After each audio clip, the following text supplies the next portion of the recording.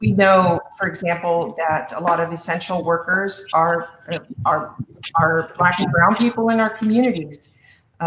Those jobs not only are riskier, but also oftentimes either don't carry health insurance or may not carry appropriate health insurance, sufficient health insurance. So we know that right away, people are more at risk and less likely to get the care they need. Not only that, if you factor in other examples, for example, living in households with multiple people or multifamily households, already you're talking about more of a likelihood of spreading the virus.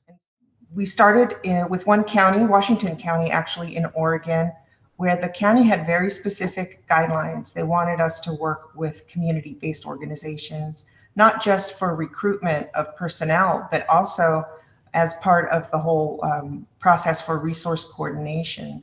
And so they helped us recruit, and they helped us recruit from communities and cultures that actually not just reflected Washington County, but also reflected the people in Washington County that were actually getting sick.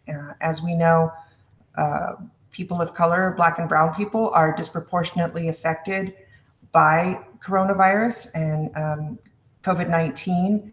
And so we actually built up a program that is multilingual, multicultural, and I was really impressed by the way the community came together to push us also. They wanted to make sure that we were being equitable in hiring and that we had the correct language to hire people that maybe we wouldn't traditionally hire.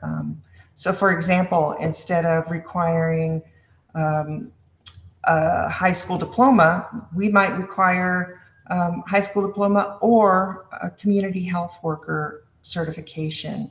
And so we were able to get a lot of people that were already working in the community apply for these important roles.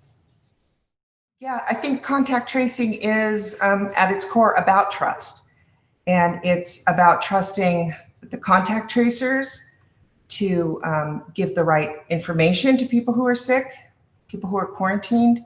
It's about building trust with those people who may feel stigmatized.